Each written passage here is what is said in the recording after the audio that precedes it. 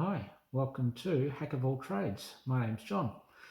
This is the first video of my new channel, so I'll give you a brief introduction of what it's supposed to be all about. At any given time, I've got a number of projects on the boil on a range of different disciplines, be it woodworking, IT, programming, electronics, cars, anything else I can think of really. And more than often I try to merge one or more disciplines and see what I can do. I'm not particularly good at any of these things except for perhaps programming, which is how I spent most of my career. But competent in a number of things, and a lot of the time what I'm doing is learning about new technologies or new techniques, and through some of the projects that I show on this channel, I will make lots of mistakes, and hopefully I know they'll definitely be educational to me, but hopefully you might learn something from them too, and might be able to avoid such mistakes should you try some of these projects for yourself. So the first project that I wanted to talk about was something that I've got on the go at the moment. I have a 1999 BMW 5 Series, known as the E39, and I love that car a bit. It's my pride and joy. I don't think I'll ever sell it. So, however, some of the things have been a bit outdated. She's 21 years old now, and so I recently installed an Android head unit into the car, which I absolutely love. It's just given it modern functionality. The music sounds fantastic. Yeah, really happy with it. Another thing that I recently installed was a wireless phone charger. And it's one of those little things that's got these little arms, and when you turn the ignition on, the arms open up and you put the phone in and the arms close around the phone and lock it securely into place. And I thought that was a great idea when I saw that, so I ordered one online and put it in the car. And it's a complete pain in the backside. More often than not, when I hop in the car, I've got things in my hand, including my phone and my keys, but I'll often have other things. And I can't just put the phone in the charger. I have to put everything else down, put the key in the ignition switch to accessories, wait for 5 seconds until the little arms open, then I can put the phone down on the charger. And that's just a complete pain. I know, first world problem, but what are you going to do? The other thing is that the Android head unit, while it's really good, it is a bit slow to boot up. I've made some mods and done some things, and what it means is that when it starts up, it usually takes about 15 to 20 seconds until it's responsive and ready to accept inputs, such as putting a destination into the navigation app. And I thought I'd like to be able to fix both of those things and get both of those things so that they were more responsive and available as soon as I hopped in the car. So I struck upon this idea that I could just tap into the door light signal. When you basically unlock the door on the car or open the door light will come on. And I thought I could tap into that signal, and as soon as I get that signal, just switch on the relay to send power to both of those modules. And so that by the time I actually hopped in the car and I'm ready to do things like the phone charger would be ready for me, and by the time I've got the ignition turned on and I'm ready to go, then the navigation unit would be ready to start accepting inputs. And I originally thought, well, I could do that with a couple of timers and that should be really simple.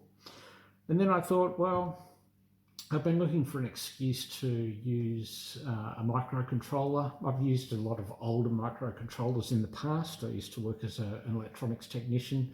So I had some experience with much older microcontrollers, but hadn't had anything to do with the likes of things like Arduino. And so I thought, I'll try an Arduino and see what it can do. That's complete overkill for the original scope of this project, but I thought, well, what the hell, I'll give it a go and see what I can learn by doing it. I originally planned to use an Arduino Nano, and then realised pretty quickly that while it's a very capable little unit, it probably didn't have the processing abilities of what I wanted it to do. And that's when I discovered these units. They're called an ESP32. Remarkable little unit. This thing, you can buy these online for anywhere between, say, $15 to $20 for a genuine unit like this, or you can get the cheap knockoffs for half that price.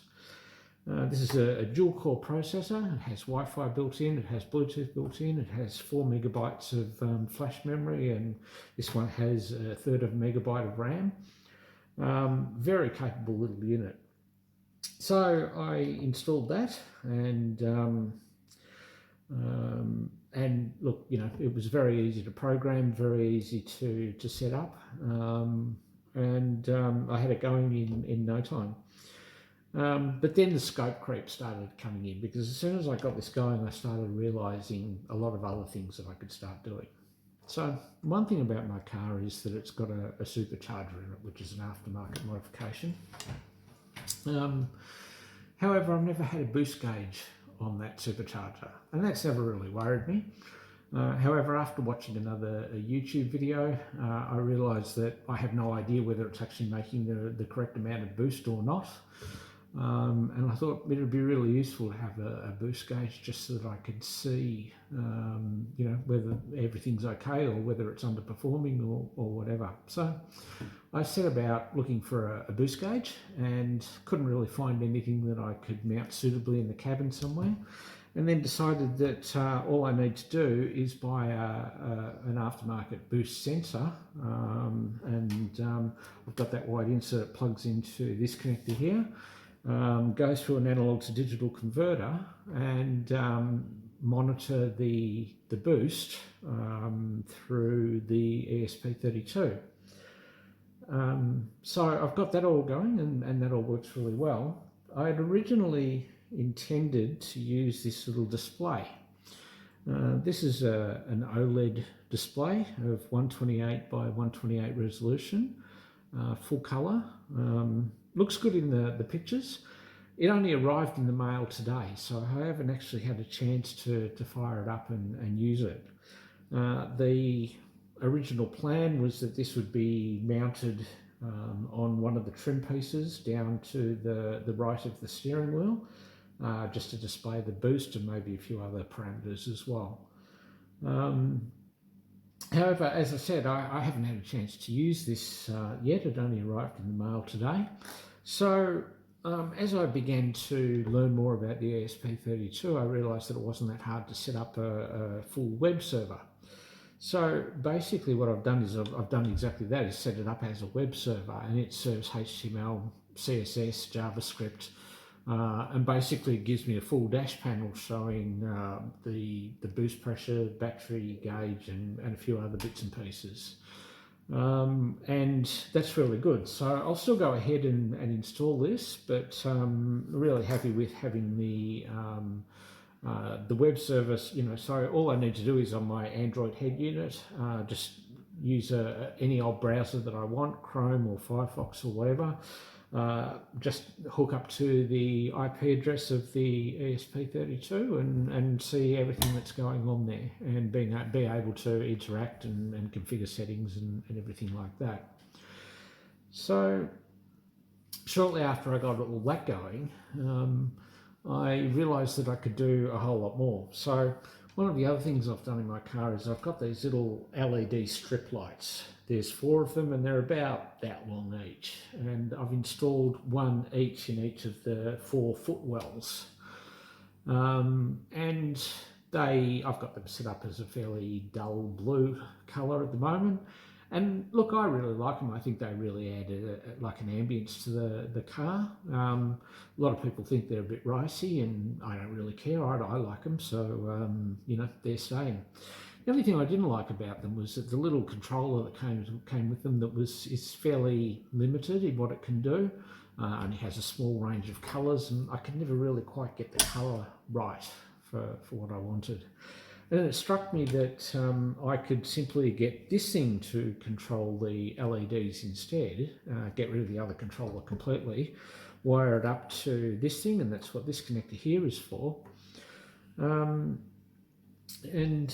based on various states or various environmental factors, I could change the brightness or the colour of the LEDs. So let me give you an example. You open the car door, the LEDs would come on bright white just as a welcoming gesture. When you close the door, they would dull down a bit to, you know, maybe a fairly bright blue. When you put the car in the ignition switch into the accessory position, they would darken down a bit, and then when you put it onto the on position, they would dull right down so that they're still on, still giving you a bit of ambient light, but not bright enough to be distracting.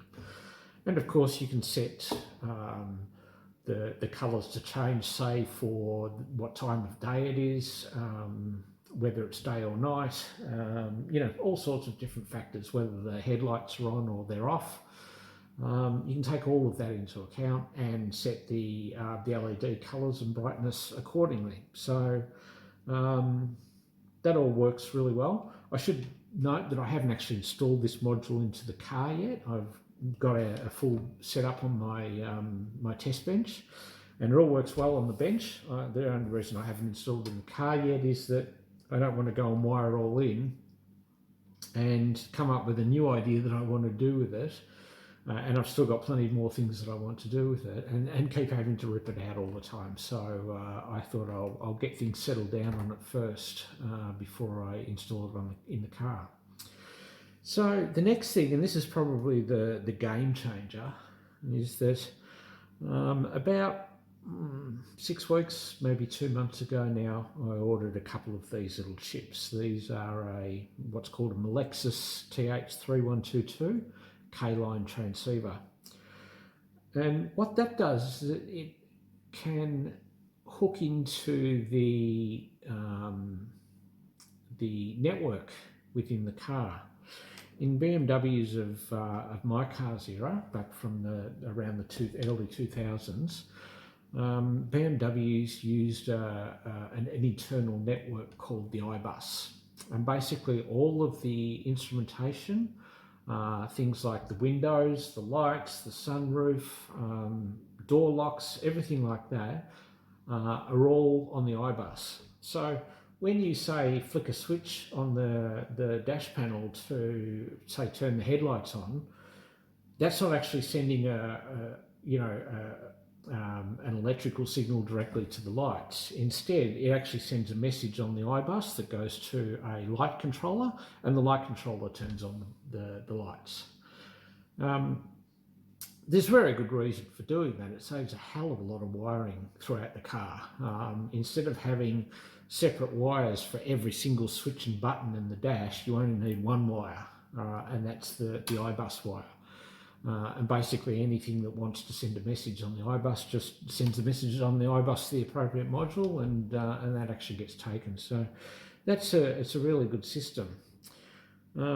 I bought these little chips to enable me to interface the iBus, and the first thing will be to see whether I can read the messages that are travelling along the bus and interpret them and see what they're doing. And then hopefully the aim is that I will be able to start injecting messages onto the iBus and start taking control of some of the functions of the car and adding in functionality that isn't available on my model of the car. That will be fairly involved. This chip only arrived a couple of days ago, so I haven't even actually hooked it into the unit yet. That's the next job that I've got to do, is get that installed, put it into the car, see whether I can read the messages off the iBus. So that will probably be the subject of the next video or the one after that. So if you're interested to see how that goes, please tune in and we'll see how that works out. I'm fairly confident that it will all work. It's certainly been done before. I'm not breaking any new ground here.